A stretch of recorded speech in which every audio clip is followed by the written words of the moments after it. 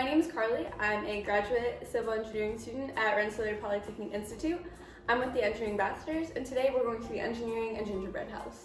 So first we're going to build our gingerbread house, and we'll talk about the main components that any building needs to stand. And then we'll go into the different kinds of loads that buildings and houses need to be able to hold up. And then finally, we'll test our gingerbread house and see if it can withstand some of those loads. So I have a gingerbread kit here I got from Walmart, but you could use pretty much anything that you can think of or anything that you can find in your house. Graham crackers would be a really good substitute if you didn't have gingerbread. So there are four main components of a house: the foundation, the walls, the floors, and the roof. The foundation is what the house or building sits on, and it keeps it standing up. The two most common types of foundations for houses are slab foundations or basement foundations. A slab foundation involves pouring a flat sheet of concrete onto the ground. A basement foundation involves digging out the ground and then pouring concrete walls to add an additional room to the house. So for our gingerbread house, we are going to be using a slab foundation, which is actually just a piece of cardboard. But this is going to be our foundation that will hold the house up. So next for our gingerbread house, we need walls. And walls serve many important purposes for houses. First, it provides structural support to the roof and the top floors. And secondly, it provides shelter to the people who are inside the house and protects them from the environment. So most houses these days use wood framing to create walls, but you can also use things like stone, brick, or even concrete. So in the case of our gingerbread house, our walls can be concrete. These are just some concrete slabs that we will use as our walls. So the next component of our house is floors. And floors are typically made of wood, just like walls. However, we don't have any extra gingerbread for a floor, so our gingerbread house is just going to be one story, and it will use the foundation as the floor for the first level. So the final component of our house is the roof, and the two most popular roof types for houses are gable and hip roofs. A gable roof is like a three-dimensional triangle, so it has a triangle on either side and then two sloping sides at the top. A hip roof is more like a pyramid, where there are four sloping sides that meet at the top at either one point or a ridge. Our gingerbread house is going to use a gable roof. Typically, roofs are made from wood. They use wood framing, and they use shingles on the outside to help protect from the elements like rain or snow. We will be using some candy as our roof shingles. Okay, so my gingerbread house is done.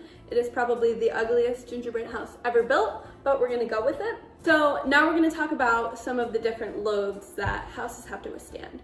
The first two are dead and live loads. So dead loads are any of the materials that the house has to carry. So this includes itself, so the floors, walls, and the roof, but it also includes things inside the house. So things like furniture, appliances, things like that. Live load is all of the people inside of the house. So for really big buildings like skyscrapers, we have to design with high live loads because they carry a lot of people. But for houses, we don't have to design for that high of a live load. So we also have environmental loads. So this includes rain, snow, earthquakes, or wind loads. Here in the Northeast, we have to consider rain and snow loads because we get a lot of precipitation throughout the entire year, whereas places out west, like California, have to design for earthquake loads because they get frequent earthquakes. So whenever you're designing a building, you have to take in consideration where the location is because you have to design for the environmental factors of that geography. Okay, so now that we know some different types of loads, since I'm in the Northeast, I'm gonna test snow load on my gingerbread house. So to test for snow, I have this giant container of flour, and I'm just gonna start dumping it on the gingerbread house and see what happens. I don't think it's gonna be able to hold much because it's barely standing on its own, but we will see. Each tablespoon. All right. Seems to be doing okay. Next, number 2. Still standing, I'm quite surprised. 3. Number 4. 5.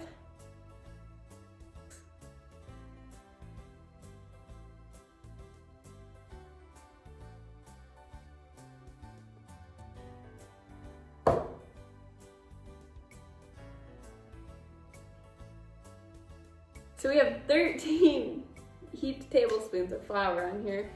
So now I'm just going to pick up all of the flour that fell off. I'm gonna dump it all at once and see if it would be able to withstand the snow that we just got here in the Northeast.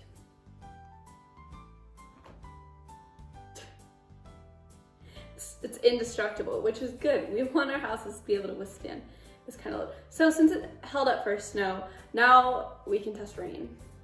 Unfortunately, during the move to the sink, the gingerbread house fell apart and is beyond the point of repair, so we will not be testing rain load. So hopefully, if you were building along with me, your gingerbread house survived longer than mine did. Building a gingerbread house is actually a lot harder than it looks, so if you could even get yours to stand, I would consider that a success. So thank you for watching. From me and the rest of the engineering ambassadors, we hope that you and your family have a safe and happy holiday. Bye!